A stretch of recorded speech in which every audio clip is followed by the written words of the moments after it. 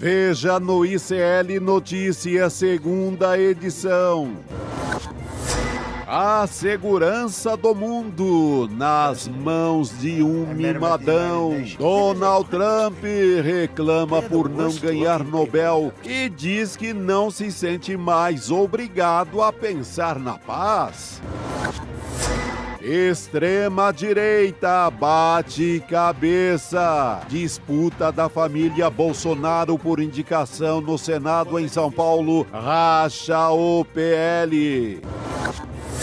Uma avenida sob suspeita. A apuração do ICL indica endereços da Faria Lima, onde os casos Master e PCC se cruzam. O ICL Notícias, segunda edição, está no ar.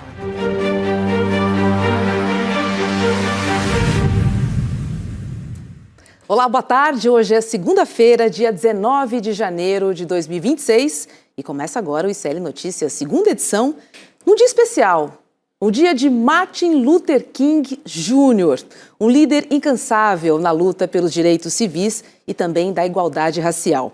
O tradicional discurso I Have a Dream, ou Eu Tenho um Sonho, em português, Chico Sá, boa noite para você, continua mais atual do que nunca, né? Boa noite, um discurso de 63, valendo como nunca nesse cenário trumpista de apocalipse de hoje, né? Em que você tem um presidente reivindicando ali com mimimi porque não ganhou o Nobel da Paz, aí pegou o Nobel da venezuelana e faz essa confusão toda no mundo de hoje. Então, viva mais do que nunca. Martin Luther King, que recebeu o Nobel da Paz aos 34 anos. Esse sim, digno de um Nobel da Paz. Um ano depois desse discurso. Um ano depois desse Ele discurso. já... Muito bem lembrado. Muito bem. O tempo que o Nobel da Paz significava realmente uma honraria para quem defendia a paz, né? Robertinho, boa noite para você, boa noite para o Chico Sá.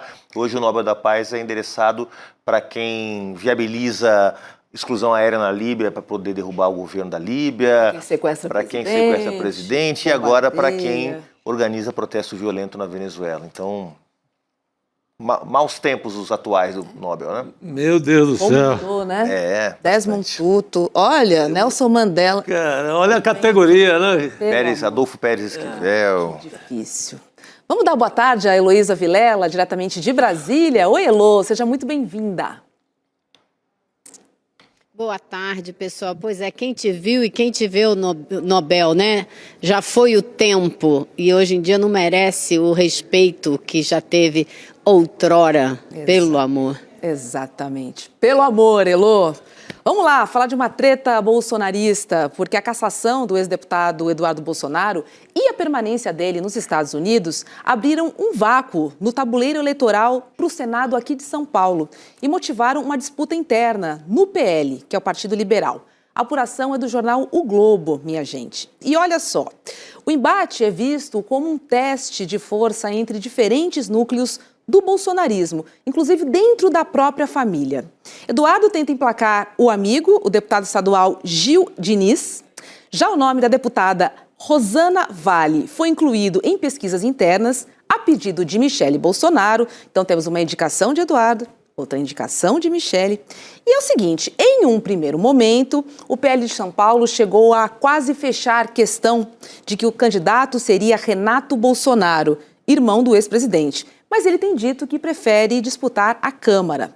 Enquanto isso, gente, o governador Tarcísio de Freitas trabalha para emplacar o ex-secretário de Segurança Pública, Guilherme Derrite. O deputado Marco Feliciano é apontado como o mais insistente para se manter no jogo, mas ele sofre resistências internas, assim como o vice-prefeito de São Paulo, o coronel Melo Araújo. A indefinição impacta o projeto presidencial de Flávio Bolsonaro, que está evitando se envolver nessa disputa, mas ele depende de São Paulo, que é o maior colégio eleitoral do país, Elô. Então temos aí um candidato de Eduardo, temos um de Michele, enfim, mais tretas internas da família Bolsonaro. Essa treta é boa e a gente gosta, né, Roberta? Quanto mais eles tretarem, melhor fica. Mais eles se dividem, é isso que a gente quer ver. Mas é uma situação bastante complicada para a extrema-direita, que precisa de um bom palanque em São Paulo.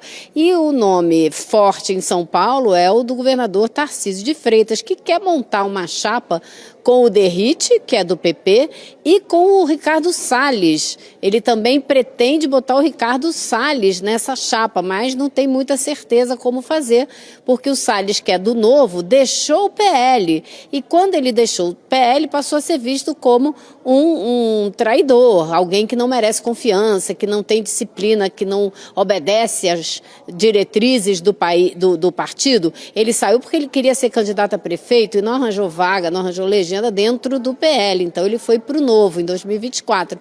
E agora é ele que está dizendo para todo mundo, a gente tem que se unir, porque senão a gente que pode ganhar 2 vagas para o Senado em São Paulo vai acabar ganhando só uma, né? Então, eles estão nessa divisão complicadíssima, porque existem muitos mini grupos, né, que dividem o PL, como você falou, é o grupo do Eduardo, é o grupo da Michelle. A Michelle quer emplacar uma candidata mulher do PL Mulher. Então é uma divisão interna que eu espero que continue assim até a hora da eleição. E a Michelle quer emplacar a deputada federal Rosana Vale. Juliano. Pois é, na verdade o que nós estamos vendo aqui em São Paulo é um pouco a expressão da divisão interna do bolsonarismo no Brasil. A família Bolsonaro de um lado, os radicais que estão próximos da família Bolsonaro, como é o caso do Salles e de outros pelo Brasil, mas que não são família Bolsonaro propriamente, e o Tarcísio, que tem um pé no bolsonarismo, aliás é a sua origem, e um pé no Centrão, que é quem lhe dá sustentação política em São Paulo. O Tarcísio tem que fazer uma conta muito racional. Quer dizer, tem que pagar a fatura para o bolsonarismo raiz, então vai ter que ter um bolsonarista identificado, aprovado, né, chancelado pela família Bolsonaro, que pode ser o irmão do Bolsonaro, pode ser alguém que eles indiquem. Mas se ele quiser eleger um senador, Chico Sá, ele vai ter que escolher também um nome que seja competitivo e que transcenda o bolsonarismo raiz. Na última eleição, São Paulo elegeu o Major Olímpio, que era mais identificado com esse bolsonarismo mais estridente, né? Um militar, alguém que tinha... A turma da bancada da bala, bancada, né? da bala, tinha uma identidade bolsonarista, embora não fosse exatamente um bolsonarista raiz, né? Um sujeito que já tinha uma carreira prévia de extrema-direita aqui em São Paulo, mas não era bolsonarista. E a Gabrilha, Mara Gabrilli, mais de centro-direita, né? Então, na última aqui, deu centro-direita e extrema-direita. É difícil a extrema-direita eleger 2 em São Paulo, até porque a esquerda vai vir com nomes muito fortes. Se fala de Haddad, se fala de Marina Silva, né? Então aqui, se o Tarcísio tiver juízo, ele vai trabalhar para resolver essa treta na boa. Agora, dá para resolver treta na boa com essa gente, Chico Sá? Não, não dá. Não dá de forma alguma. Olha, aquele cenário 2018, depois até 2022... são cenários ali que dava para a direita eleger 2, fazer o que quisesse. Agora é bem diferente. Continua forte, o Tarcísio é forte, a Michelle, ela dizer que a candidata é dela tem alguma viabilidade eleitoral, mas eu acho que não tem esse jogo todo para eleger 2. E é estranho o Eduardo Bolsonaro querer indicar alguém. Esse rapaz, como senador, ele como deputado, ele não pisou em São Paulo. Não. A população de São Paulo não sabe quem é ele. Ele foi eleito aqui naquele momento de muita força do pai. Tem que lembrar que o pai ele elege também aqui em São Paulo o Dória. Depois daquela camiseta maldita Bolsodória, ele acaba quem acaba elegendo o Dória. Ou seja, de 2018 a 2022, casava, mandava e batizava em São Paulo. Não é mais tanto assim como agora. Agora, Juliano, eu ouvi um zum que talvez o Derrite possa vir na mesma chapa de Flávio como vice. Você já ouviu circular alguma... Veja só, a situação... Bom, primeiro o nome do Flávio está cada vez mais consolidado, né? Não sei, a Elô está circulando em Brasília, certamente houve coisas pelos corredores da Câmara dos Deputados, mas está cada vez mais difícil, né? Quer dizer, primeiro porque o Flávio saiu na frente, segundo porque ele é um Bolsonaro, e como a gente já mencionou aqui muitas vezes, o Tarcísio não tem força própria, Caiado não tem força própria, Ratinho não tem força própria. Quem articula um movimento de extrema-direita e quem lidera hoje o movimento de oposição ao presidente Lula é o bolsonarismo. Então, se o Flávio mantiver a candidatura dele, vai ser ele o candidato. Se for isso mesmo, e tudo indica que será, o Flávio, vamos lembrar, é do Rio de Janeiro. Então teria que ter um candidato de peso, ou de São Paulo ou de Minas Gerais. O Derrite estava muito cotado, Robertinha, para ser o candidato ao Senado do Tarcísio, aqui em São Paulo. Mas como ele está tendo que acomodar esses interesses todos... Pode ser que o filme dele também, que pode tá ser que bem o Derrite queimado, caia para cima, como se diz no popular. O problema é que cair para cima se você ganhar a eleição, né? Se você não ganha a eleição, você está caindo para baixo mesmo. Você vai ser vice de um derrotado, que é o que deve acontecer com o Flávio Bolsonaro. Enfim, eles estão com um pepino aqui em São Paulo e vão ter dificuldade para descascá-lo. Pois é. Elô, você ouviu nos corredores esse zum de Derrite seria vice de Flávio? Não, essa para mim é novidade, Roberta. Agora, o que eu acho e concordo com Juliana é que o nome do Flávio se firmou para candidato a presidente, coisa que a gente não achava que ia acontecer quando ele lançou o nome, até porque ele lançou o nome como moeda de troca, ele tiraria o nome, né, aquela chantagem, se conseguisse tirar o Bolsonaro da cadeia para uma prisão domiciliar, conseguisse arrancar um projeto de anistia ou que o valha, não conseguiu nada disso. Então, o nome dele foi se firmando. Eu acho que a família foi acreditando mais e mais. E o Juliano tem muita razão quando ele diz que é o bolsonarismo. Por isso é importante ter um nome como o do Flávio, que é Bolsonaro, é o que mobiliza essa base com a qual eles podem contar e que vai realmente disputar com o presidente Lula as próximas eleições. Então, eu acho que eles vão manter, sim, o nome dele está cada vez mais forte. Agora, quem eles vão botar de vice, eles vão ter que fazer muita conta, vão ter que acomodar muitos interesses. Pode ser que eles tenham que acomodar o interesse da Michelle, colocar uma candidata mulher que saia do PL Mulher, do movimento que ela vem fazendo pelo país inteiro. Então, ainda tem muita água para rolar debaixo dessa ponte para eles decidirem o segundo nome da chapa, que vai depender também que eles evitam de gastar na chapa, né, presidencial e deixam para Senado. Então, é muita articulação ainda que eles vão ter que fazer. Eu espero, como eu disse, tem muita briga pelo espólio do Bolsonaro, a Michelle com os filhos do Bolsonaro que não se entendem mesmo, todo mundo sabe, e pode ser que essa briga acabe dificultando a montagem do palanque que eles tanto precisam em São Paulo, porque outra coisa também é certa, o Tarcísio de Freitas, por pior governador que ele seja, ele está praticamente reeleito, então ele também é uma força com a qual eles vão ter que se ver, eles vão ter que considerar a força do Tarcísio, ele vai ter uma palavra, né, de peso nessa montagem dessa chapa, desse palanque de São Paulo. Pois é, uma disputa... Aliás, acabou, Roberta, desculpa, acabou de marcar uma visita. O Bolsonaro está tentando marcar uma visita, aprovar junto ao Xandão a visita do governador Tarcísio a ele. Devem naturalmente conversar sobre a formação dessa chapa aqui de São Paulo. Boa. Vamos ver o que sai dessa reunião aí. Olha só, gente, o presidente Lula vai retomar na quinta-feira uma discussão que começou na semana passada sobre o orçamento da defesa. As despesas militares diminuíram nos últimos anos para um patamar próximo de 1% do PIB. Na última quinta-feira, o ministro José Múcio se reuniu com Lula para tentar garantir que o orçamento regular da pasta não seja afetado com os cortes deste ano de 2026. Além disso, o Múcio também articula com o governo e com o Congresso a aprovação de uma proposta de emenda à Constituição que fixa em 2% do PIB o orçamento mínimo para a área da defesa.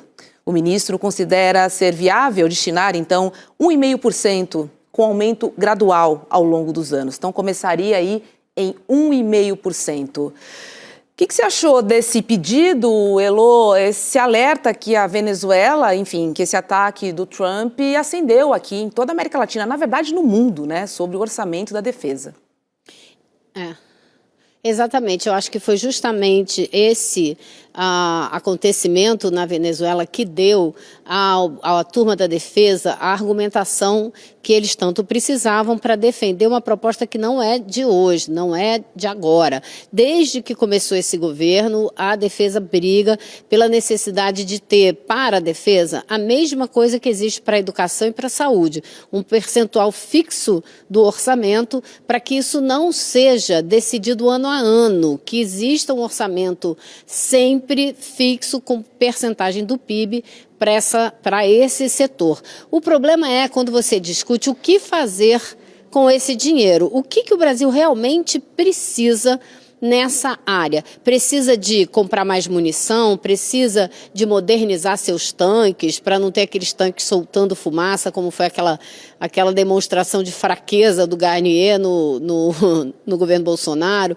O que o Brasil realmente precisa? Qual é a grande ameaça? A grande ameaça é algo na linha do que aconteceu com Maduro na Venezuela. É uma grande potência como os Estados Unidos decidirem que vão chegar aqui e mandar no que quiserem. A gente tem, como muitos analistas da área de defesa dizem, a gente tem, assim, muitos motivos pelos quais os Estados Unidos crescem os olhos para cima da gente. A gente tem terras raras, petróleo, gás, a gente tem água doce em quantidade, energia limpa, a gente tem vários biomas, né, de diversas origens, a gente tem Amazônia, a gente tem floresta, a gente tem cerrado, isso tudo é fundamental para desenvolvimento de pesquisa, para desenvolvimento de remédios, para uma série de coisas. Então a gente é, sim, um alvo muito sério dessa ganância imperialista, e a gente tem que estar de olho, a gente tem que se defender. Agora, como a gente vai se defender?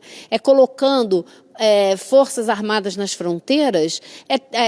Produzido algum tipo de arma de dissuasão, ter um míssil de longo alcance que chegue ao território dos Estados Unidos, caso eles, né, se engracem com a gente? Então a gente tem que ter uma arma que a gente possa dizer, não mexe comigo não. Como tem o Kim Jong-il lá na Coreia do Norte, quem é que mexe com ele? Não mexe, porque ele tem foguete. E essa não é a visão das Forças Armadas. A visão das Forças Armadas é que é preciso comprar munição, é preciso comprar aviões mais modernos, é preciso... Tecnologia, com certeza. Ter tanques mais modernos. Então, e aí eu acho que são visões diferentes que existem nessa área. O presidente Lula...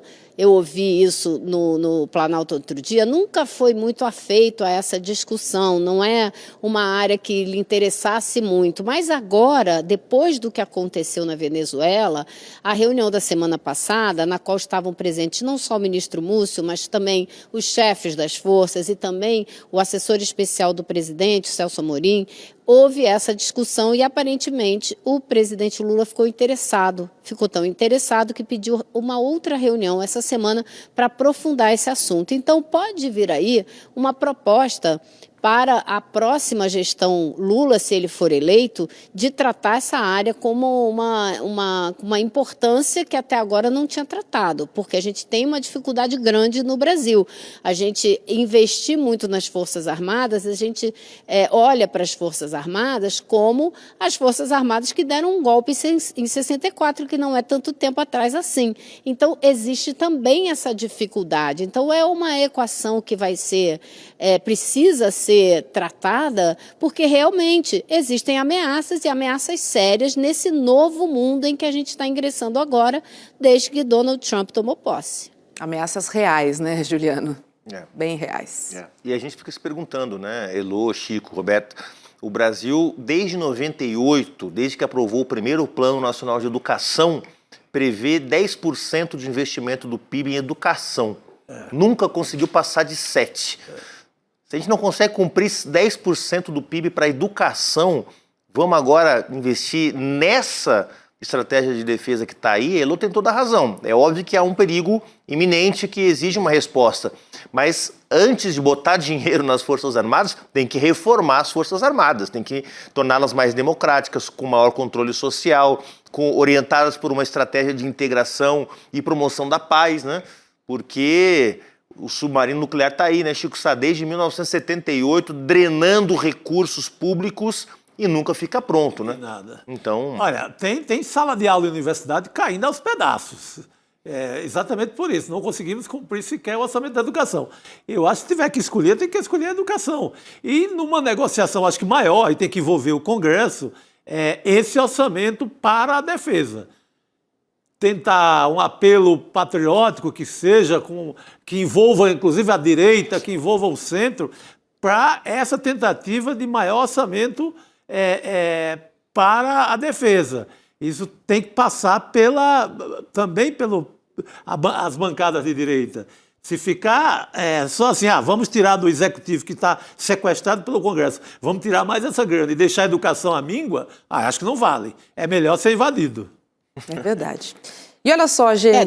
Vai lá, Elô. Não vamos nos esquecer que tem 51 bilhões de emendas na mão do Congresso para o ano que vem. Sim. E esse ano tiveram 50 bilhões. Então, eu acho que não é só uma questão de destinar recurso, é uma questão de definir qual é a estratégia de defesa. Exato. A gente quer o quê? Nessa defesa. A gente quer ter um exército mais preparado para batalhas terrestres, campais? É isso que a gente vai enfrentar? Eu acho que esse não é mais o tipo de confronto que existe no mundo hoje. Existem ataques aéreos com bombas e existe quem tenha uma bomba atômica, quem tem um míssil, um foguete de longo alcance e que com isso evita ser atacado, não é isso? Então acho que isso tem que ser discutido também. Não adianta, precisamos dar dinheiro para as Forças Armadas. Tá. Para fazer o que exatamente, sim. né? Essa estratégia tem que ser definida antes da alocação dos recursos, na minha opinião. Perfeito. Muito bom, Elô. Perfeito. E olha, o Ministério da Fazenda, ele informou em nota divulgada hoje que o ministro Fernando Haddad não tratou nem formal nem informalmente com o governo do DF ou com a direção do Banco de Brasília sobre o caso envolvendo a instituição financeira estatal. Segundo reportagem do jornal O Estado de São Paulo, Haddad teria dado um ultimato ao governo do Distrito Federal para a realização de um aporte de 4 bilhões de reais no BRB, sob pena do banco sofrer intervenção. Em nota divulgada na semana passada, o BRB disse não descartar que pode receber um aporte do seu controlador, o governo do Distrito Federal. Isso caso seja confirmado prejuízo à instituição no caso do Banco Master. As investigações da Polícia Federal indicam que a fraude financeira envolvendo o Banco Master e o BRB pode chegar a 12 bilhões de reais. A gente conversa agora com o deputado Rodrigo Hollenberg, do PSB do Distrito Federal e autor do requerimento para a abertura da CPI do Banco Master. Olá, deputado, seja muito bem-vindo ao ICL Notícias segunda edição. Já vou emendar a primeira pergunta, tá? Porque receber um aporte do governo significa injetar dinheiro público para resolver um problema do Banco Master, né? Bom, boa tarde, é um prazer aqui participar com vocês do ICL. Sem dúvida, é mais um absurdo lesar a população do Distrito Federal 2 vezes. A população já foi lesada por um banco público, pelo BRB, que comprou algo inimaginável, 12,2 bilhões de reais de títulos inexistentes do Banco Master, numa operação que foi defendida com unhas e dentes, com um entusiasmo que estranhou a todo mundo pelo governador Ibanez Rocha, que mesmo depois do Banco Central desautorizar a compra do Banco Master pelo BRB por 2 bilhões de reais, com o objetivo de esconder a operação anterior de compras dos 12,2 bilhões de títulos inexistentes, ainda assim o governo do Distrito Federal, através do BRB, contratou, vocês se lembram disso, foi noticiado pela imprensa, o ex-presidente Michel Temer para tentar fazer com que o Banco Central voltasse atrás nessa decisão. E é óbvio, se tem um rombo de 12,2 bilhões de reais de títulos inexistentes, que alguém vai ter que cobrir esse rombo para o banco não quebrar. Se é que é possível isso. E agora apareceu o governador Ibanez Rocha, que era o grande garoto propaganda dessa operação, dizendo que vai ter que apertar os cintos no Distrito Federal, que a arrecadação vem diminuindo, porque o próprio presidente atual do BRB reconheceu que o controlador, que é o governo do Distrito Federal, vai ter que fazer um aporte bilionário no banco para cobrir o rombo. Agora vejam vocês, no final do ano passado, o Hospital da Criança, o último hospital construído em Brasília, no meu governo, um hospital referência para o mundo todo, como disse o secretário-geral da OMS, teve que fechar 79 leitos, inclusive vários leitos de UTI, por falta do repasse de algo em torno de 79 milhões de reais.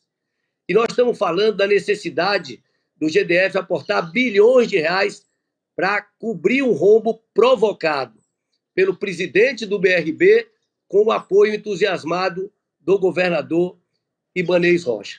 E me estranha muito que nessa última decisão do ministro Toffoli, de bloqueio de bens, de sequestro de bens, que estando o BRB com esse rombo de bilhões de reais provocados pelo presidente com o apoio do governador, por que o presidente Paulo Henrique e o governador Ibanez Rocha não tiveram os seus bens bloqueados ou sequestrados também para cobrir parte desse rombo bilionário que eles provocaram no BRB? Então, são muitas questões que precisam ser explicadas e a população do Distrito Federal tem o direito de saber o que foi efetivamente feito, quem são os responsáveis, para que eles possam ser punidos, tenham seus bens sequestrados, para que pelo menos parte desse enorme prejuízo do BRB possa ser reduzido. Deputado Rodrigo, a Elô tem uma pergunta para fazer para o senhor. Vai lá, Elô. Boa tarde, deputado. Pois é, o senhor que foi governador do Distrito Federal, né?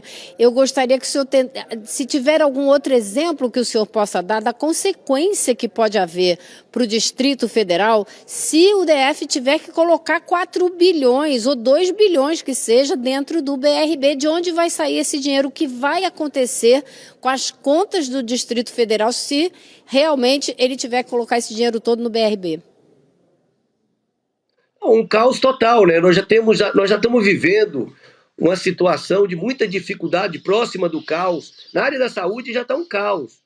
Pergunte a uma pessoa que precisa de um atendimento na rede pública de saúde do Distrito Federal. Ele simplesmente não consegue. Tem uma parcela grande da população hoje que está buscando atendimento no entorno. As pessoas não estão conseguindo fazer cirurgias fundamentais, como cirurgias de câncer, por exemplo. Acabei de dar um exemplo do Hospital da Criança. Foram fechados leitos de UTI, minha gente. Ali uma criança que tem câncer não pode esperar. Ela precisa do leito de UTI naquele momento, senão aquilo pode significar a diferença entre a vida ou a morte. Agora, se o Distrito Federal ainda tiver que aportar bilhões de reais para cobrir o rombo do BRB, nós teremos o caos instalado na cidade. Então, realmente é uma situação muito grave e é muito importante que tudo seja esclarecido, que possa ser colocado luzes acima desse episódio, desse escândalo, que nas palavras do ministro da Fazenda, essa é a maior fraude financeira da história do país. Nós não estamos mais falando de centenas de milhões de reais, nós estamos falando de dezenas de bilhões de reais. E alguém pode acreditar que um banco profissional como o BRB compraria 12 bilhões de títulos inexistentes, ou seja, uma fraude de 12 bilhões de reais, se não tivesse o apoio do governador, o apoio do presidente do banco, ou seja, aquilo, e com uma confiança absoluta na impunidade, e depois uma tentativa de comprar o banco por 2 bilhões de reais para esconder essa operação anterior, não é possível que isso fique impune diante do descalabro que a gente está assistindo no nosso país. Deputado, eu chamo a atenção, Heloísa, das coincidências que aconteceram no mês anterior à compra do Banco Master. Primeiro, muito importante registrar que o PSB foi o primeiro partido a denunciar isso, ainda quando o governador Ibanez manifestou a intenção de comprar o Banco Master.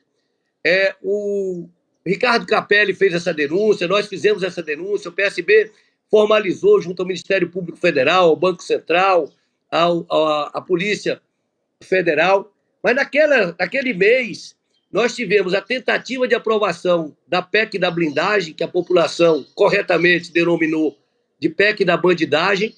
Nós tivemos a tentativa de esvaziamento dos poderes, das atribuições da Polícia Federal, E nós tivemos uma articulação do Centrão no sentido de colocar para votar um projeto de lei, colocar em urgência um projeto de lei para permitir a substituição de diretores do Banco Central como uma última tentativa de pressão junto àqueles diretores que estavam analisando a possibilidade de compra do Banco Master pelo BRB. Ou seja, isso não são meras coincidências. Daí a importância de se instalar uma CPI, de se aprofundar nessa investigação com serenidade, com seriedade, com firmeza, para poder identificar os responsáveis, punir os responsáveis e buscar medidas legislativas que possam evitar esse tipo de fraude com essa facilidade que foi feita pelo Banco Master. Claro, todos nós sabemos que só chegou aqui graças a todas essas intervenções políticas que permitiram essa maior fraude bancária da história do país. Pois é, deputado Rodrigo, de fato, né? Temos aí um sistema financeiro em xeque, né? Tá todo mundo com medo. A gente não sabe o que a gente faz com o nosso dinheiro e muitas vezes a gente nem sabe onde o nosso dinheiro foi investido. Então aí temos duas frentes muito difíceis. Um banco público, né, deputado? Um banco público que exige o maior zelo do mundo. Agora, eu gostaria que o senhor explicasse para quem não acompanha a política do DF, do Distrito Federal, qual é a relação tão assim íntima entre o Vorcaro, dono do Banco Master, e o governador Ibanez Rocha, que faz com que se pense num negócio como esse, que daria um enorme prejuízo de 12 bilhões ao povo do Distrito Federal. De onde vem essa relação, deputado? Olha, eu já procurei imaginar de tudo qual seria o interesse legal, efetivo, legítimo do BRB de comprar o Banco Master, que era um banco que todos no mercado, já sabiam e já sinalizavam dos problemas graves que o Banco Master tinha. Depois nós tivemos a Operação Carbono Oculto.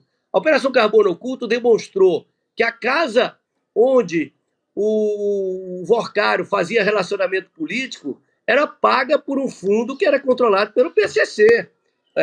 Agora, recentemente, nessa última operação, estão cada vez ficando mais claros vários laços desses fundos que também negociavam com o BRB vinculados ao crime organizado. Então, assim, é claro que a gente precisa comprovar isso, mas a minha intuição é de que certamente isso era um negócio em que particulares estavam ganhando muito dinheiro, fortunas, centenas de milhões de reais, numa grande negociata envolvendo um banco público, envolvendo um banco falido com vários laços, digamos assim, com fundos que agora a Polícia Federal está demonstrando que tem vínculo com o crime organizado.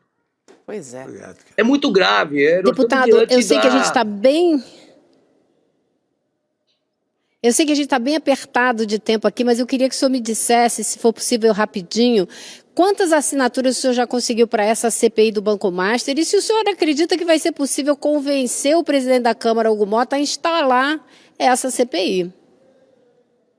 Olha, nós já temos, até a última vez que eu olhei, nós já tínhamos 185 assinaturas, colhi muitas assinaturas agora no período de recesso.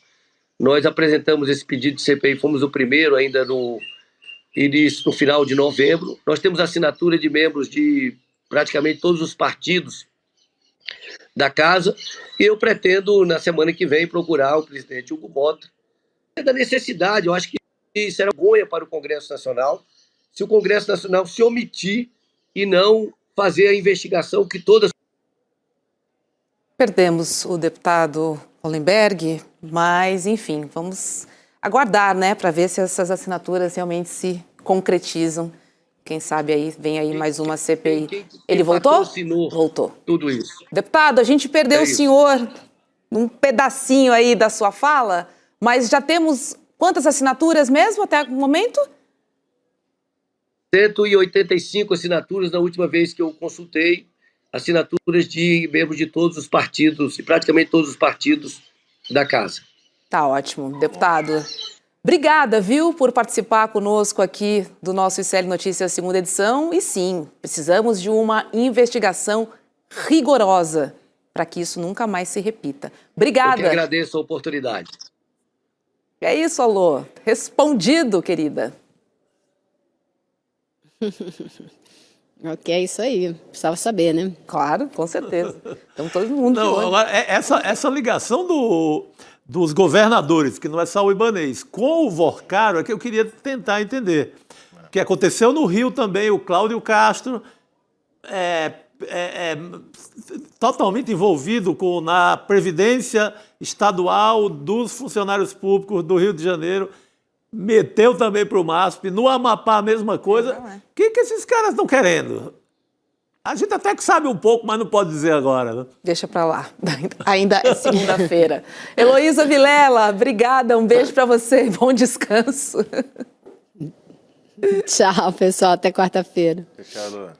Olha só, minha gente, o ICL promoveu a maior pesquisa de opinião já feita no Brasil. É isso mesmo que você ouviu. Foram ouvidas mais de 10 mil pessoas de todo o país que foram entrevistadas com os métodos mais avançados de pesquisa. E nós descobrimos a verdade sobre o que você pensa. Como é que pensam os brasileiros? E os resultados serão revelados numa super live, num super lançamento ao vivo, na quinta-feira agora, dia 22. Mas, para matar um pouquinho da sua curiosidade, nós convocamos o nosso mega super repórter Vitinho na Rua para investigar o que é que o brasileiro pensa sobre os temas que irão movimentar o ano de 2026, o ano em que teremos eleições decisivas. Vamos ver o que o Vitinho descobriu. Vamos lá. Rapaziada, Vitinho do Vitinho na Rua começando sério hoje. O que pensam os brasileiros? Ano de eleição, muitas coisas vão acontecer, muitas coisas sérias vão acontecer esse ano. Então, vambora. Israel, pra você, bandido bom é bandido o quê? Não tem bandido bom. Amparado pelo Estado, né? Preso e naquela cadeia lá de El Salvador ainda. Eu diria recuperado, mas numa visão geral, preso. Por quê? Por que você acha isso? Porque é só assim pra acabar com a criminalidade. Você acha que a polícia do Brasil é violenta? Não. Com certeza, cara. Eu acho que cada ação é uma reação. Por quê? Porque não tem violência da polícia. A polícia não tem autoridade no Brasil. Já tive alta situação constrangedoras, tá ligado? Acho que constrangimento é o que mais fere nesse caso, sabe? Em um grupo de 10 pessoas, 9 são culpadas de um crime grave. Uma é inocente, mas você não sabe qual que é. Você pune as 10 ou não pune ninguém?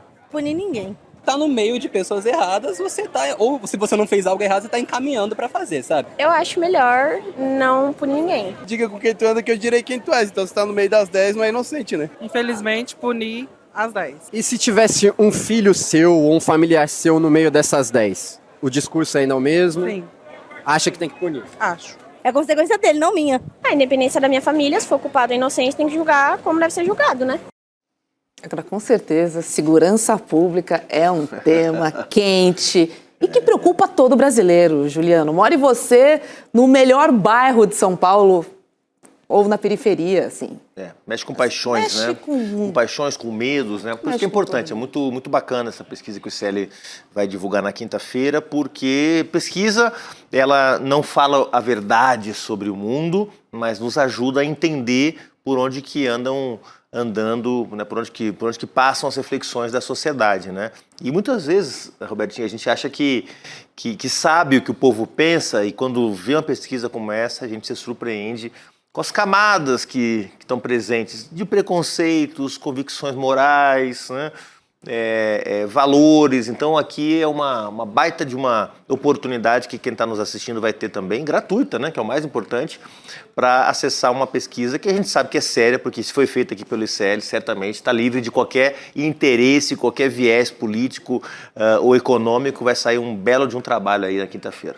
Então eu reforço aqui que os resultados da pesquisa, a verdade sobre como pensam os brasileiros, você vai conferir ao vivo na super live de lançamento na quinta-feira, dia 22, às 8 horas da noite. Olha o time de peso: Eduardo Moreira, Gessé Souza, professor Castro Rocha, Luiz Costa Pinto, Luiz Eduardo Soares e também a Tatiane Cruz. Garanta sua vaga, corra lá em icl.com.br/pesquisa, porque você não pode perder. Vai ser interessante a gente debater sobre os temas mais importantes e que mais incomodam os brasileiros, Chico. Pode surgir aí tema que a gente não tem no radar. Sim, Roberto, é ano de eleição, né? E a gente ouviu aí você falar de um grande nome que é o Luiz Eduardo Soares, um pensador da segurança pública. Então, ele vai estar ali também explicando o resultado da pesquisa. Esse é um cara para se ouvir sempre. Muito bom. Olha só, vamos chamar nosso colega Jamil Chad, que está trabalhando horrores, porque o Trump não te dá sossego, hein, Jamil? Boa noite para você. Boa noite a todos. Boa noite, Roberta. Na verdade, o Trump engatou uma cesta, né, e vem, obviamente, ampliando tudo que a gente temia, basicamente, toda a radicalização tem sido, inclusive, ampliada e os projetos cada vez mais assustadores, sem dúvida nenhuma. Ô, Jamil, você lembra de outra época em que as notícias internacionais foram tão frequentes, bombaram tanto? Porque é manchete sobre manchete, assim, é difícil até de acompanhar. Eu acho que, na verdade, nós estamos, sim, neste momento mais crítico da transição de uma ordem que acabou, ela já acabou, uma nova ordem está sendo desenhada e nós estamos no meio desse rascunho. Essa é a verdade. Então, cada pincelada, cada tentativa justamente de desenhar essa nova ordem, claro, ela gera essa comoção, essa turbulência ou esse susto todo, porque, claro, é tudo absolutamente novo. Desde a ruptura com tratados internacionais, mas também a criação de novas instituições como começam a ser já planejadas. E, claro, a reação contra esse movimento também é algo que a gente precisa observar. Então, nós estamos no meio desse rascunho. E, claro, a turbulência é extremamente forte. Você perguntou se eu me lembro como jornalista, sem dúvida, não vejo nada parecido. Inclusive, o 11 de setembro de 2001, que foi aquele momento absolutamente devastador para tantos de nós e como imprensa, obviamente, quem teve naquele momento trabalhou que nem sem dormir por dias e dias e dias, mas era algo localizado. Era, claro, né? Nova York, tudo que aconteceu nos Estados Unidos, e depois logo transferido para o Afeganistão e depois para o Iraque. Mas ali se encerrava. Agora não, agora nós estamos falando de uma redefinição da ordem global. Vamos começar com um assunto que você publicou no nosso portal, iclnoticias.com.br. Na reportagem, você diz que o governo francês sinalizou que não pretende participar agora do Conselho da Paz, que foi proposto por Donald Trump. Eu lembro que esse Conselho da Paz ele foi criado para administração da faixa de Gaza, com o objetivo de supervisionar um grupo de tecnocratas que atuariam na chamada reconstrução. Tá? Segundo a agência AFP, a França não pretende aceitar o convite por acreditar que o Conselho traz questões maiores do que Gaza. O Ministério das Relações Exteriores francês publicou um texto comentando o convite de Trump. Vamos dar uma olhadinha no trecho. Abre aspas. Em conjunto com nossos parceiros próximos, estamos analisando as disposições do texto proposto como base para este novo órgão, cujo escopo vai além da atuação em Gaza. Tá aí, ó. E nesse mesmo texto, o governo francês reforça que o compromisso de Paris é com a ONU. Jamil, vai ser uma opção, né, que os países convidados terão que fazer, né? Ou esse Conselho de Paz, que, ao meu ver, seria um paralelo à ONU, ou continuar na ONU e reforçar a importância da ONU, para que ela volte a ter a importância que ela tinha antigamente, quando foi criada, principalmente. Então, esse é o grande dilema, você tem toda a razão. Vamos só dar alguns passos para trás, porque, claro, essa é a grande novidade. Donald Trump falou por muito tempo Conselho de Paz para Gaza, Conselho de Paz para Gaza. Mas na sexta-feira, quando ele apresentou o tal do Conselho de Paz, não era mais só para Gaza, era o Conselho de Paz. Nós, no ICL, no sábado, publicamos o texto completo vamos dizer assim, da Constituição dessa nova organização. A carta, em vez da ONU, a carta do Conselho de Paz. Roberta, em nenhum momento do texto está escrita a palavra Gaza. Não está escrito a palavra Gaza, não está escrito a palavra Palestina, nem Israel. Ou seja, é sim uma nova organização internacional para rivalizar, sim, com o Conselho de Segurança da ONU. Mas aí com muitas diferenças, muitas. Primeira delas, vamos do mais simples ao mais complexo. O mais simples, hoje a ONU tem 6 línguas oficiais. Então, o russo pode falar em russo, chinês, etc., inclusive para mostrar a dimensão global que é essa instituição. No Conselho da Paz de Donald Trump, Chico, só tem uma língua, inglês. Only English. Óbvio. Imagina só se vai precisar fazer tradução para alguma outra coisa. Então, começa ali, muito simples, mas muito simbólico. Outro detalhe, a questão dos países. Quem é que participa? Bom, vamos ter 2 categorias de países. Uma delas é o país que foi convidado, então qualquer país, muitos países foram convidados, mais de uma dezena, certamente. E aí o país tem um mandato de 3 anos. Depois de 3 anos, ele precisa sair, precisa participar mais uma vez de eleição. Agora, você consegue uma cadeira permanente, uma espécie de cadeira cativa num estádio de futebol, se você for lá e pagar. Então, se você der $1 bilhão para essa instituição, você tem cadeira cativa. Então, espera aí, não é a legitimidade daquele país, não é a dimensão política que aquele país tem, não é a importância diplomática daquele país, não é nada disso. É quem paga, leva. Muito parecido com vamos dizer assim, o padrão Trump de organizações, né? Então, essa é uma outra diferença muito grande. Agora, a principal delas, Roberto, sem dúvida nenhuma, é o fato de que tudo será votado, sem dúvida nenhuma, todos participam, eu, você, Roberta, Juliano, Chico, todos poderemos votar, mas, ao final das votações, cabe à presidência do Conselho de Paz autorizar aquela medida a entrar em vigor ou não. A presidência não é do governo de algum país, não, é do presidente Donald Trump. Está na carta de criação, de fundação dessa instituição, que a presidência de Donald Trump não é dos Estados Unidos. Não é que daqui a 4 anos, então, o Kamala Harris, Joe Biden, etc. Não, é da persona Donald Trump. Então, calma aí. Donald Trump tem o poder de veto sobre qualquer assunto internacional, é isso mesmo? É isso mesmo. Então, essa declaração da França, que parece muito sensata, né? A França é o primeiro país que publicamente está dizendo não participo. Nós sabemos que o governo brasileiro também já tomou uma decisão inicial, pelo menos preliminar, de que não convém fazer parte disso. O governo brasileiro já vai nessa direção, nós publicamos inclusive ontem essa matéria, mas o governo da França é o primeiro que está publicamente dizendo isso. Porque eles são contra Donald Trump, porque eles têm bom senso? Não, olha só, porque no Conselho de Segurança da ONU, a França também tem poder de veto. Ela é uma das 5 nações do mundo que tem poder de veto. Você trocaria o Conselho de Segurança da ONU por um Conselho de Paz de Donald Trump, no qual você vai ser só mais um, ou você fica naquele que você tem o poder de veto? Então a França fez uma escolha, e a escolha dela é pelo poder dela no mundo. Agora, o que vai ser muito interessante de assistir é como os diversos países do mundo vão se comportar. Milei saiu correndo e disse, eu estou dentro, podem contar comigo. Ele foi o primeiro, na verdade, a falar isso. Mas e os outros? Como é que o mundo vai reagir diante desse Conselho de Paz? Ou a gente podia mudar o nome e dizer que simplesmente Donald Trump quer uma ONU para chamar de sua. Conselho do Trump. É impressionante. Quem acompanha a política internacional, assim, eu sou viciado em política internacional, como o Jamil.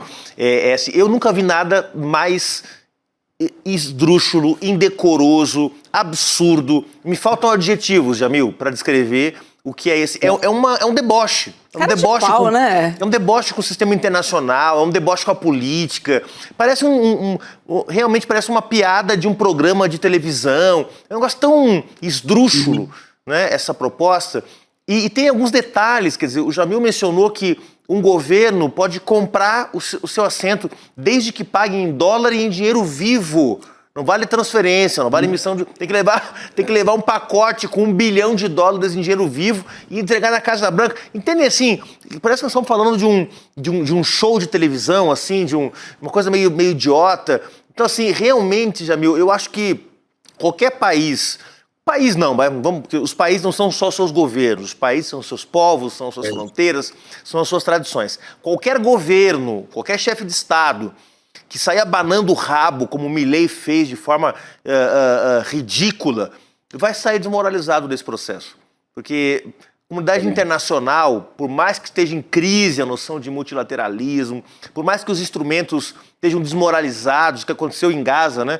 E a completa e absoluta incapacidade da ONU de impedir o genocídio sionista em Gaza, quer dizer, elas estão desmoralizadas, mas daí a embarcar numa palhaçada dessa é outra coisa. Eu acho que qualquer governante que embarcar nessa canoa furada vai sair muito desmoralizado. Agora, Jamil, você que está acompanhando aí nos bastidores, eu falei com o ex-ministro Celso Amorim ontem, ele me disse que não tinha falado com o presidente Lula ainda, mas que entendia esse Conselho de Paz não como um conselho para uma tarefa específica, é um espaço para substituir a própria ONU e o Conselho de Segurança das Nações Unidas.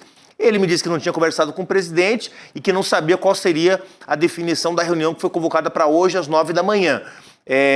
Depois você apurou que a tendência, como me parece mais razoável, é do Brasil declinar desse convite. Agora, por que está demorando tanto? Se foi às 9 da manhã a reunião, por que o Brasil já não saiu mencionando que aceita gentilmente, que agradece gentilmente o convite do Trump, mas que declina, hein, Jamil?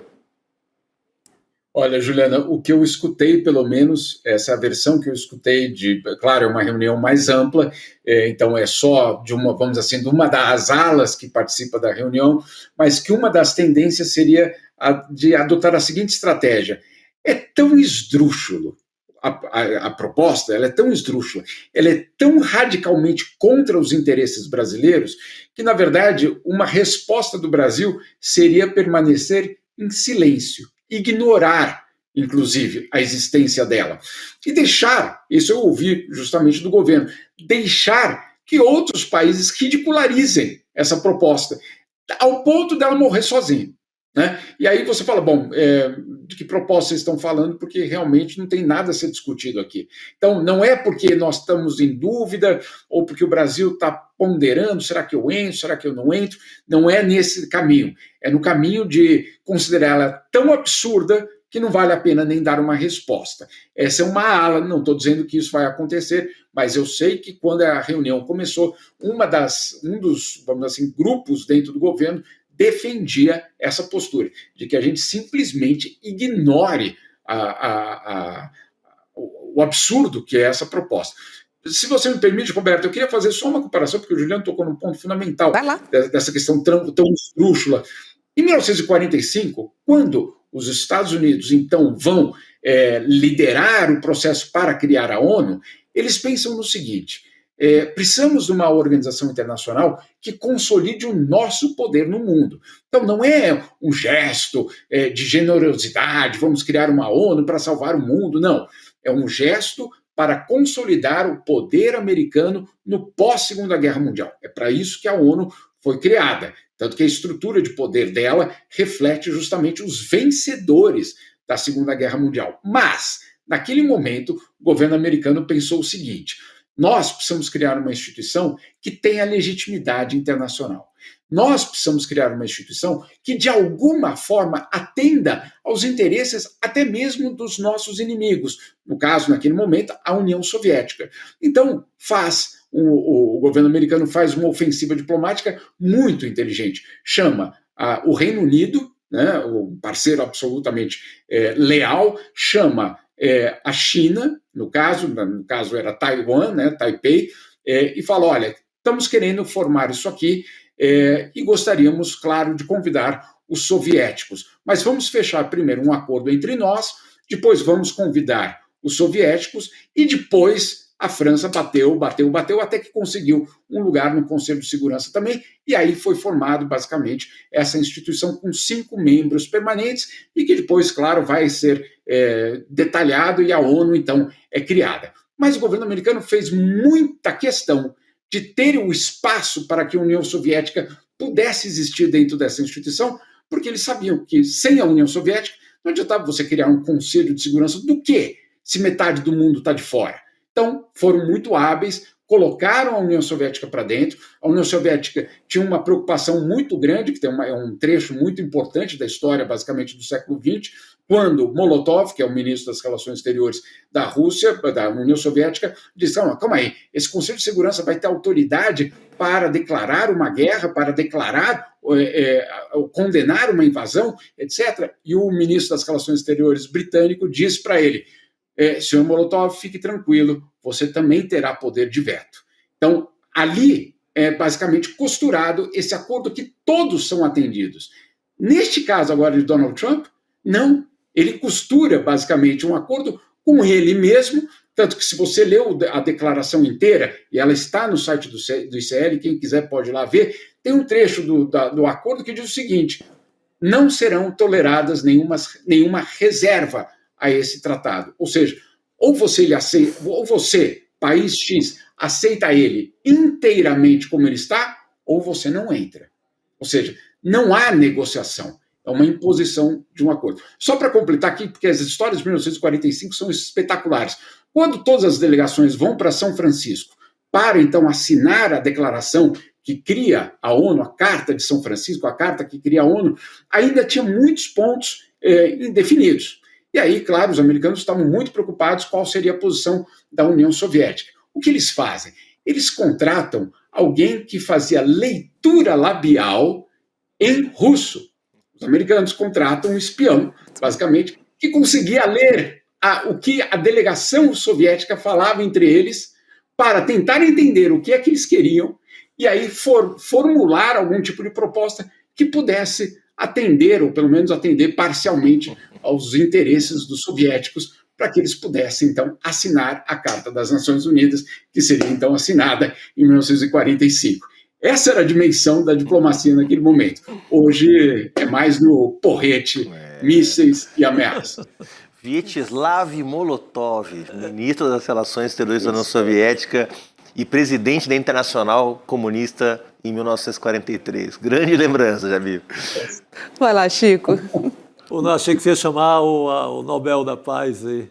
Vou chamar o Nobel da Paz. Se você quiser fazer algum comentário sobre essa proposta absurda, né? É uma proposta que diz, feche os olhos e os ouvidos e só aceite. De um absurdo para outro, né? Porque agora nós vamos né? Segura a onda que eu vou com tudo. Sim, gente, porque aparentemente, né, a segurança do mundo está nas mãos de um menino mimado, que não aceita o fato de não ter recebido o Nobel da Paz. Tanto que, presta atenção, no domingo, o Trump enviou uma carta ao governo norueguês se queixando de não ter recebido, de não ter sido agraciado e sugerindo que, por causa disso, vai pensar mais nos Estados Unidos do que na paz mundial, tá? Vamos ver um trechinho do que ele teve coragem de postar. Seguinte, escreveu assim. Dado que seu país decidiu não me conceder o Prêmio Nobel da Paz por eu ter parado mais de 8 guerras, já não me sinto obrigado a pensar exclusivamente na paz, embora ela continue sendo predominante. E agora posso pensar no que é bom e adequado para os Estados Unidos da América. Ô, Jamil, juro, é muita cara de pau. Já falei isso, mas eu repito, porque é uma atrás da outra. Agora ele vai começar a pensar. Tá. Não, isso é pior, pelo seguinte, não é uma postagem, isso é uma carta oficial de um presidente de um país para um primeiro-ministro de um outro governo. Né? É absolutamente chocante, é tão chocante, e esse é o bastidor um pouco dessa história. Donald Trump manda essa carta para o primeiro-ministro da Noruega, e eles ficaram em dúvida se era verdade esse bilhete, para vocês terem uma ideia. Né, da dimensão, e ela é muito curta, inclusive, não é uma carta extensa, etc. É basicamente uma carta dizendo, gente, como assim não recebi o Prêmio Nobel da Paz? Agora vão ter que me aguentar, vão ter que me engolir, como diria o velho Zagallo, né, Chico? Basicamente desse jeito que ele se apresenta ali. Agora, tem alguns erros profundamente preocupantes. O primeiro deles, ele considera que o Prêmio Nobel é dado pelo governo da Noruega. Não é assim. Não é o governo da Noruega que dá o Prêmio Nobel da Paz. É uma fundação que sim tem alguns membros do governo, mas o governo não é maioria, justamente para evitar a politização, vamos dizer assim, de política doméstica da Noruega. O prêmio sempre é político, sem dúvida nenhuma, mas é uma tentativa de você, obviamente, criar um prêmio que não passe pelo governo norueguês do momento. Então, o primeiro-ministro da Noruega responde para ele dizendo, olha, eu entendo sua frustração, etc., mas não somos nós que definimos o prêmio. É muito revelador isso, porque é de alguém que acha que não existe independência nem dos poderes, nem das instituições, nem de ninguém dentro do seu país. O que fala mais sobre ele mesmo e o seu próprio projeto de poder nos Estados Unidos do que da Noruega, né? Quando ele considera que está todo mundo subjugado ao líder máximo daquele país. Então, é muito preocupante por esse aspecto também. Também é a preocupação óbvia, que a gente pode falar, um menino mimado, não superou, vai ter que passar por análise. Eu estou querendo ligar para o Christian Dunker, né? De repente eles podiam conversar com o grande Christian, o Alexandre Coimbra, algum desses grandes caras que nós temos no Brasil, para conversar com ele, porque é uma questão para ser superada, mas, acima de tudo, é uma autorização que ele se dá, né? Obviamente ele está instrumentalizando tudo isso, ele se dá a autorização para seguir com sua política de não respeitar nem as soberanias, nem a integridade territorial de ninguém. Não é de alguém da América Latina, de alguém que fala espanhol, que tem cara de latino, ou cor de latino. Não, estamos falando agora, obviamente, dos europeus que estão absolutamente chocados que isso está acontecendo com eles. Aquela sensação de traição, sabe, Chico? Conosco? Como assim? Desde quando nós merecemos esse tratamento? Sabe com quem estão falando? Aquela história. Tem sido curioso assistir isso tudo daqui. Mas o Chico vai falar, mas só para dizer, bem feito. Não, eu ia nessa linha. Bem feito. Merecido. Pô, eles estão ali ajoelhados diante do Trump desde o primeiro momento. Exatamente. Nem uma notinha de repúdio, que já não é nada, assim, de nenhum país até agora. Foi necessário o Trump ameaçar a Groenlândia, ameaçar a Noruega, nesses termos, achando que era dela, da Noruega, o Prêmio Nobel da Paz por inteiro. Foi necessário o Trump não ficar satisfeito com a medalha que a Maria Corina entregou para ele, ali metade do Nobel é seu, pode ficar aí com essa medalha, guarda aí e faz de conta que você ganhou. Assim, nada foi suficiente para uma reação da Comunidade Econômica Europeia. Então, bem feito. De ter alguma reação. Chegou a hora da turma unida em torno da OTAN dizer alguma coisa. E eu acho que agora vai... Mas por favor. Esse é um dilema. Esse é um dilema que eles estão, Chico. Você tem toda a razão, porque por muito tempo, no primeiro mandato de Donald Trump também foi assim. Desta vez eles começaram assim, dizer, não, vamos acomodar. Nós não queremos escalada de tensão. Nós sempre podemos ceder aqui, podemos ceder ali, vamos entregar os anéis e ficar com os dedos, etc. E vamos, de alguma forma, contentar o ego daquele personagem lá do outro lado do Atlântico. Não tem acontecido assim. Ele coloca barreira, ele coloca uma tarifa, na verdade, ele não respeita quem cede. Isso tem ficado cada vez mais claro. Que cada governo, cada líder que se apresenta como, não, eu sou um mediador, eu sou do diálogo, eu vou ceder aqui, etc. Aí ele descobre que, justamente com aquele país, ele pode justamente pedir mais, pode passar por cima, e os europeus estão assustados porque finalmente se deram conta que aquele parceiro estratégico desapareceu. Agora, ficam algumas perguntas. Primeira delas, qual o futuro da OTAN numa situação como essa? Né? Essa é a primeira grande questão. A segunda questão, que é óbvia, é se a Groenlândia é o ponto final. Eventualmente você entrega a Groenlândia Mas e a Islândia, que está ali do lado também? Faz parte ou não faz parte? Até onde vai essa cobiça de Donald Trump? Ninguém sabe dizer. Tem outro detalhe também curioso aqui, Chico. Na quarta-feira, Donald Trump desembarca aqui na Suíça. Ele vai fazer um discurso às 10h30 da manhã, do horário brasileiro, no Fórum Econômico Mundial de Davos. Mais uma vez, Davos colocando o tapete vermelho para Donald Trump. Muito curioso para ver, em primeiro lugar, o tom do discurso dele, né, o tom que ele vai usar justamente na Casa dos Europeus, falando para os europeus, e, claro, a reação dos empresários, aqueles que aplaudiram, torceram por sua vitória, porque, afinal de contas, iriam ficar sem impostos para grandes fortunas, teriam liberalização total, etc. E agora estão descobrindo que também estão sentindo dores, com a exceção daqueles que optem por investir dentro dos Estados Unidos. Então, obviamente, ainda é um momento muito crítico. Tudo isso, gente, com apenas um ano de governo. Amanhã completa um ano de governo de Donald Trump. Só um ano. Que loucura. Parece que já foram 50 anos.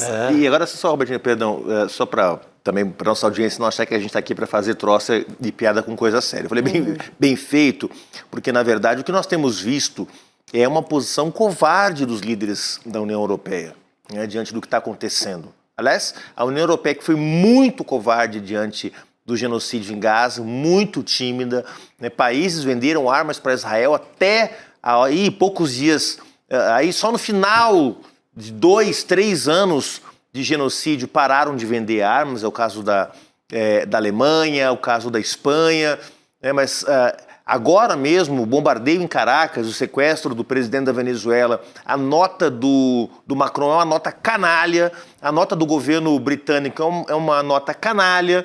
Eu sei que... O que salva é a nota espanhola, um pouco, assim. Né? Porque, claro, é um governo mais à esquerda, mas assim, o que nós estamos falando aqui é o seguinte, é que, no geral, a concertação de poder na Europa, seja de governos mais de centro, mais de direita, e às vezes até de esquerda, como nós vimos no passado recente, ou de centro-esquerda, acaba sendo conivente com esse tipo de barbaridade, né?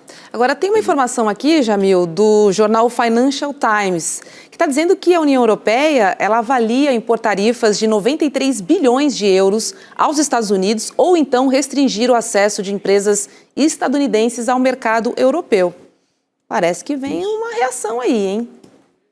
Talvez tímida, mas vem, será?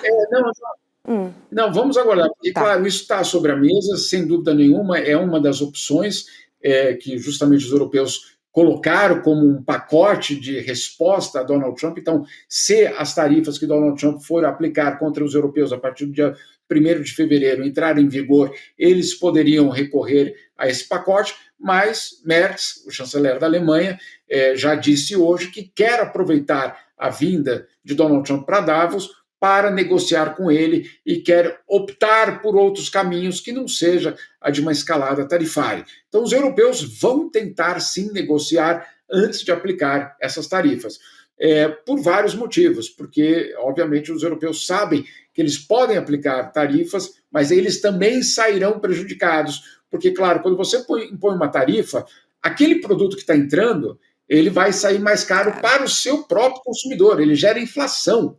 Então, os europeus sabem que sim, pode criar algum tipo de constrangimento para as exportações americanas, mas não vai ficar sem dor para o próprio consumidor europeu, que, por sua vez, pode punir esses governos nas próximas eleições.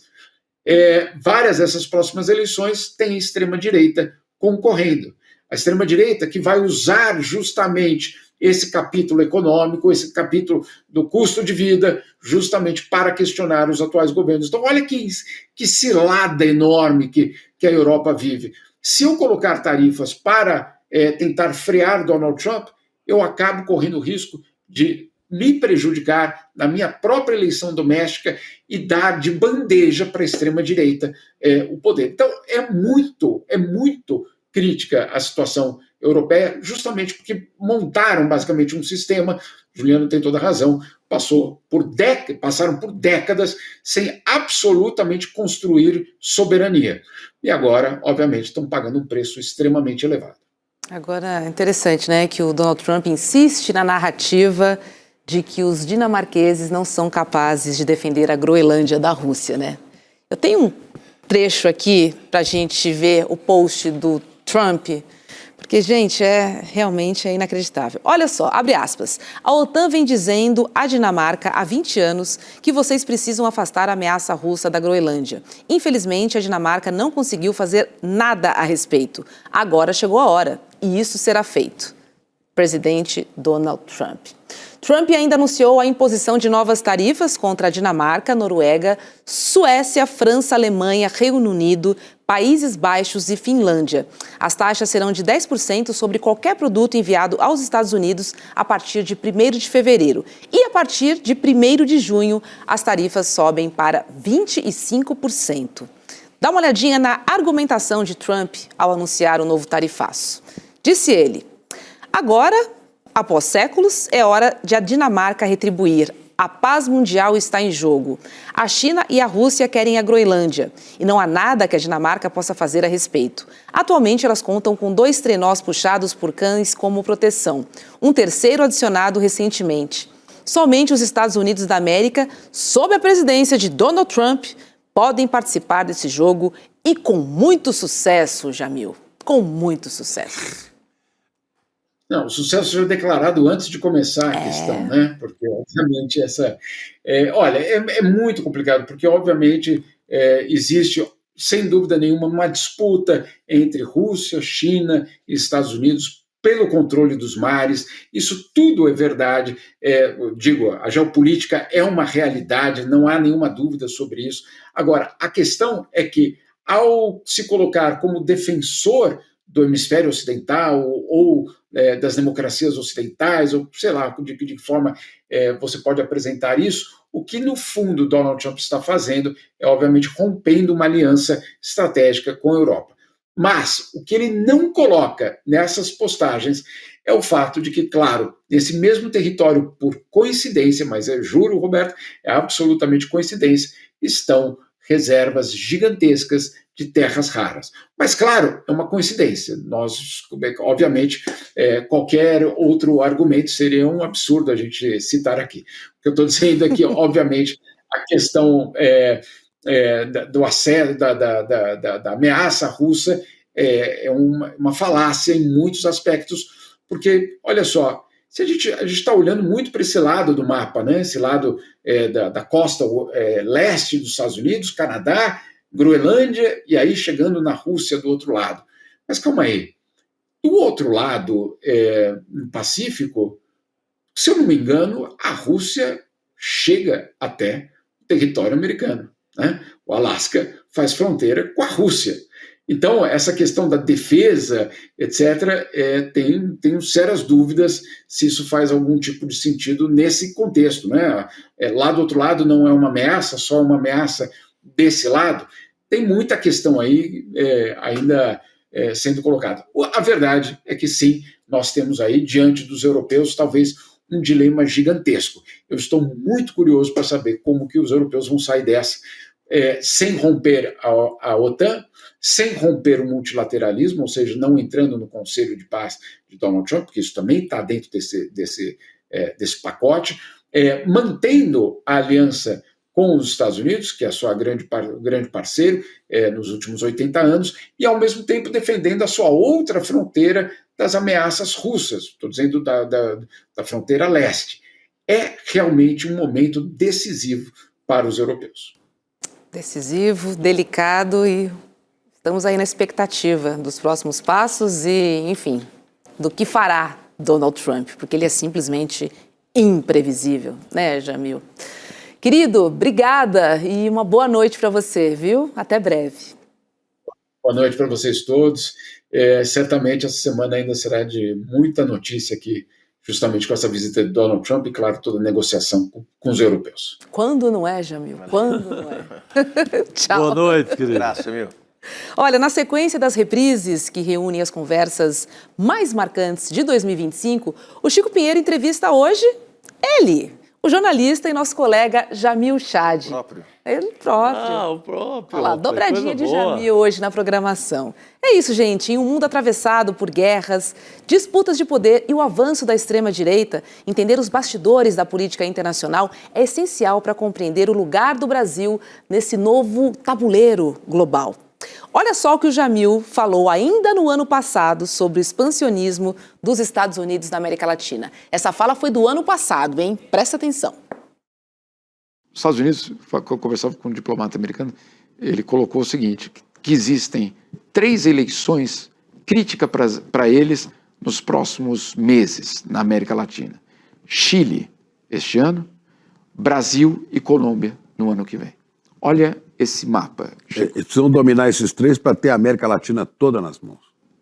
Chile, Brasil, Argentina já tem, Peru já tem, Equador já tem.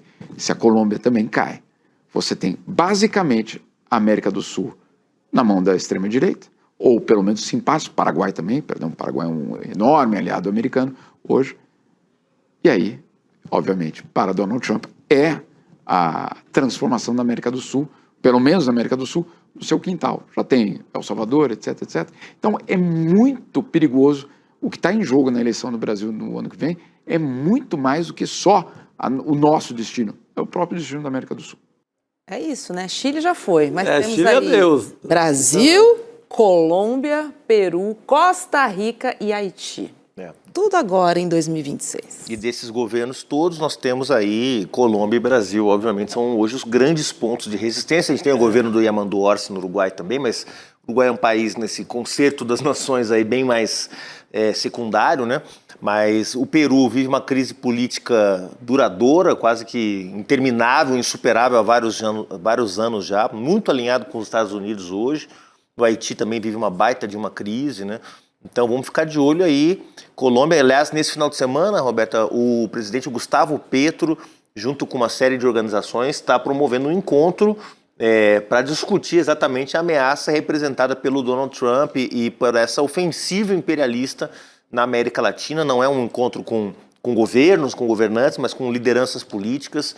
Eu chego por lá na sexta-feira e trarei aqui tudo para o ICL, do encontro que o Gustavo Petro está promovendo em Bogotá nesses 3 dias. Muito bom. Teremos um enviado, mais que especial. Exatamente. Então não perca, tá? Esse encontro com Chico Pinheiro, nessa entrevista com o Jamil Chad, coladinho no N2 às 7h da noite. Tá bom? Olha só, vamos conversar agora com Alice Maciel. Ela publicou uma reportagem no nosso portal, iclnoticias.com.br, juntamente com Flávio VM Costa, ligando os pontos entre o Banco Master, a Faria Lima e o PCC. Oi, Alice, boa noite, seja bem-vinda. Boa noite, Roberto, Juliano, Chico, a todos que estão nos assistindo. É um prazer estar estreando no N2. Pois é, bem-vinda, querida. Seja bem-vinda.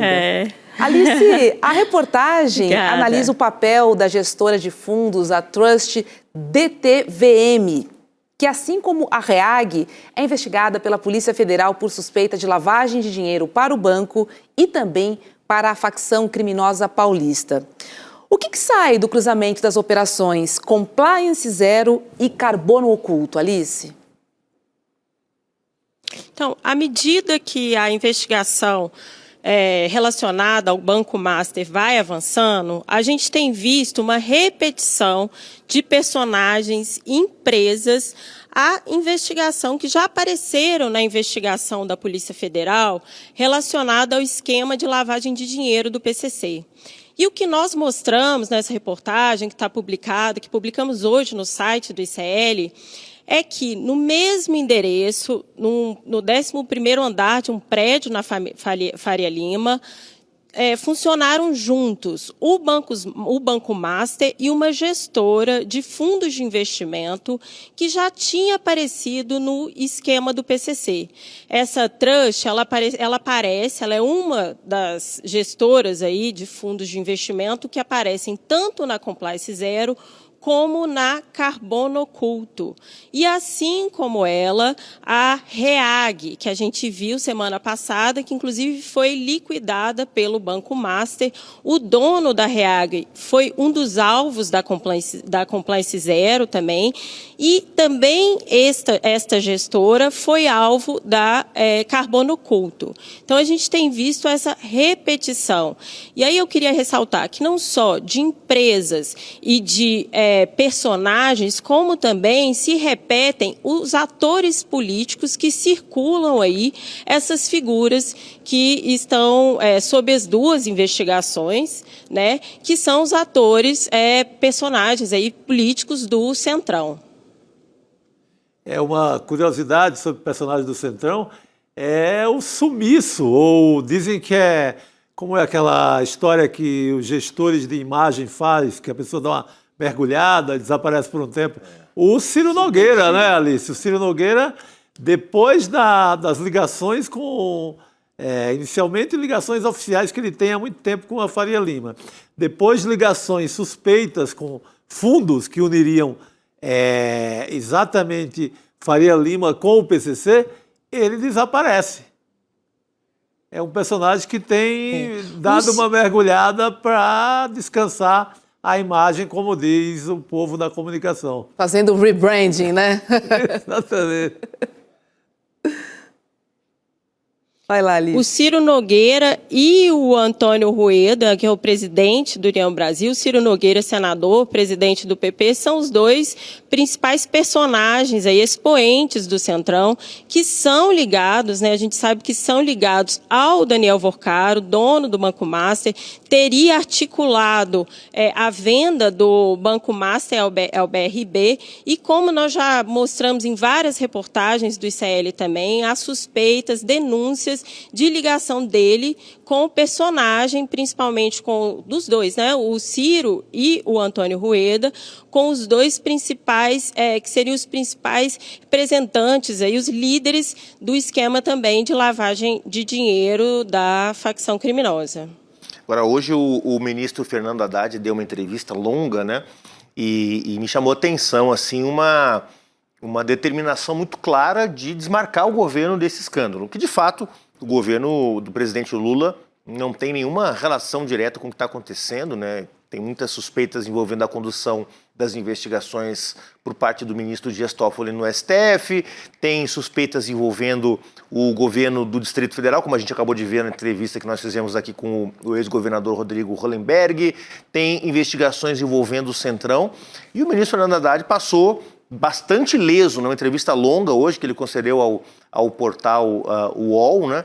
E ele conseguiu deixar bastante claro que por parte do governo, investigação, punição dos culpados, Polícia Federal trabalhando, com todo o desgaste que esse caso pode provocar, Thalita, aparentemente o presidente Lula e o ministro Fernando Haddad estão relativamente tranquilos aí, porque está passando bastante longe do Palácio do Planalto, apesar, claro, de que, como todo banqueiro, o Vorcaro também estabeleceu relações institucionais com ministros, com pessoas certamente do atual governo, mas ao que tudo indica, o ministro Haddad, inclusive chancelando a posição do Banco Central de liquidação do banco, sai bastante fortalecido dessa história, né?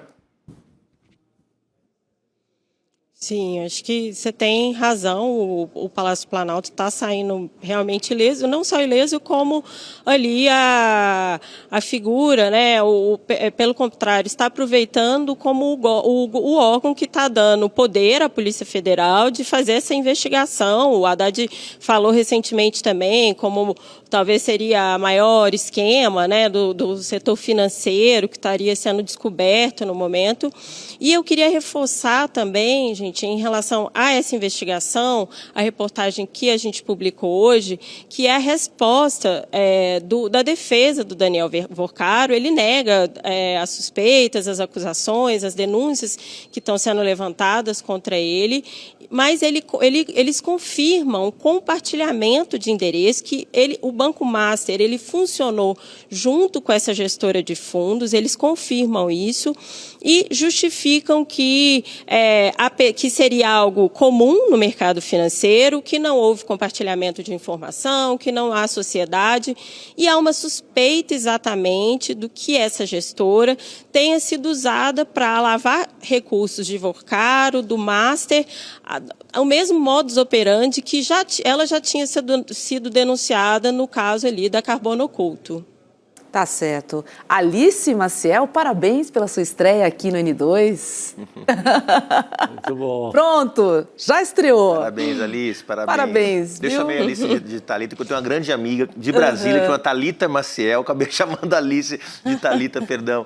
Alice, bem-vinda, é um prazer estar contigo aqui. Viu? Tranquilo. Estreou e arrasou. Um beijo pra você. Tranquilo, gente. Boa noite, Alice. Obrigado, querido. Um beijo, um abraço, boa noite para vocês. Até a próxima. Até mais. Olha, só vou reforçar aqui que a reportagem da Alice, do Flávio, ela tentou entrar em contato, né, com a Trust DTVM e também com a REAG, mas não teve retorno. Eles têm sido um padrão deles, seja em qualquer órgão de comunicação, não desapareceram para a imprensa, eles querem também dar uma mergulhada. Mas a gente falou em Master e aproveitei que o Luiz Freitas, aqui, o nosso espectador, ele falou, vocês falam do Cláudio Castro, enrolado com o Master, do Ibanez, e não falam do estado do Amazonas. Também está o governador, o Wilson Lima, está enfiadíssimo também, aplicou 50 milhões do dinheiro do povo do Amazonas no Banco Master. Teve um estado também do Nordeste. Não, tem o Amapá. No Nordeste tem prefeituras, como a de Aracaju, por exemplo. Perfeito, é prefeitura. Agora, eu vou aproveitar que você tocou no nome do Haddad. O ministro da Fazenda, ele falou hoje sobre uma eventual candidatura, né, este ano. Mais questionado em entrevista ao UOL, o Haddad desconversou e alegou que a decisão vai sair depois de novas conversas com o presidente Lula. O Haddad alega que não pretende concorrer, a gente já vem ouvindo ele falar, né, a nenhum cargo, e que já apresentou os seus argumentos numa primeira conversa com o presidente Lula. O fato é que ainda não há nada fechado, e eu queria perguntar para você, Ju, quais são as melhores opções para o Haddad que você vê para 2026? Você acha que ele, dentro da campanha do Lula, seria o melhor posicionamento, seria o melhor local em que ele poderia render? Roberta, o Haddad é um dos nomes mais fortes desse governo. Seria um desperdício ele não ser candidato aqui em São Paulo. Então, acredito que, certamente, ele como candidato a governador poderia ser um nome muito forte, mas também ao Senado. Se fala pouco do Haddad ao Senado, mas é um nome que poderia ser muito forte. Como eu já mencionei aqui, a gente tem 4 nomes para 4 posições no time, né? A gente tem o Fernando Haddad, a Marina Silva, que já manifestou o seu desejo de concorrer ao Senado aqui por São Paulo, o Márcio França, que já lançou uma pré-candidatura ao governo, mas eu suponho que seja mais para negociar uma posição aí nesse... acho que ele vai para o Senado na boa. Arranjo, né? Ou a vice, quem sabe. E a Simone Tebet, né? Que hoje voltou a ter novas reportagens na imprensa. Se apresentou para o jogo para valer. Mencionando a Simone Tebet. Olha, são 4 nomes fortes. E veja você, contemplaria os principais atores, a Federação PSOL e Rede, com a Marina, a Federação do PT, PCdoB e PV com o Fernando Haddad e o PSB. Né? E aí a Simone Tebet teria que escolher um desses lugares para se acomodar, ou o PT ou o PSB, mais provavelmente. Né? Então, acho que está funilando. Houve um convite para o jogador de futebol, o ex-jogador Raí, ex-meio-campista do São Paulo. Mas já vi também, hoje reapareceu o Raí como deputado federal. Pois então. Fazer bancada. Pode ser também. Então, vamos ver o que vai acontecer. Eu conversei com o Haddad recentemente, aí coisa de uns 2 meses atrás. Ele estava muito duro na posição de não ser candidato. Mas, como ele deixou claro já hoje, vai conversar com o presidente Lula para ver o que vai decidir. Se o presidente pede, ele se diz homem de partido, já foi para o sacrifício outras vezes. Eu acho que o Lula precisa, o PT, a esquerda, precisa do Haddad, seja para o governo, seja para o Senado. Mas em 10 segundos, também é importante que ele seja candidato, porque ele foi candidato se elegeu prefeito de São Paulo, depois perdeu a reeleição, perdeu uma disputa para o governo, para a eleição presidencial de 2018, perdeu a eleição para o governo. Então, a Haddad precisa ter vitórias também, porque é um quadro muito importante da esquerda para ficar acumulando derrotas. Né? E parte dessas derrotas ele fez no sacrifício pelo projeto, sabendo que não ia ganhar. Então, acho que agora, se ele escolher uma função, um cargo para concorrer, que possa vencer, acho que deve ser olhado com muito carinho. Vamos acompanhar, né? Porque ele não está muito convencido disso. Não está, não. Não, mas tem que ir pro jogo. Tem que ir pro jogo, né? Se apresentar. Tá fazendo o que na política? É. Vai para casa? Não dá. Tá certo, meninos. Vamos entregar que agora tem CP Entrevista. Jamil Chad, coladinho no N2. Obrigada, Juliano. É você. Chico, um beijo para você que esteve conosco e até amanhã. Vem aí, Chico Pinheiro Entrevista. Nos últimos meses, o mercado financeiro do Brasil viu de tudo. Dólar oscilando, bolsa surpreendendo, fundos multimercados se recuperando depois de anos. Enquanto isso acontecia, muita gente que segue o mercado tradicional simplesmente não entendeu nada. Porque a verdade é uma só. O que o consenso do mercado fala não é necessariamente o que acontece no mundo real. E é justamente por isso que no dia 29 de janeiro, às 8 horas, eu, Débora Maganha, vou estar lado a lado ao Eduardo Moreira no Mapa da Mina de 2026. Uma aula gratuita para te mostrar os caminhos para os investimentos e finanças em 2026, mostrando as tendências para dólar, bolsa, juros, fundos e oportunidades. Sem o filtro da Faria Lima, sem interesse escondido e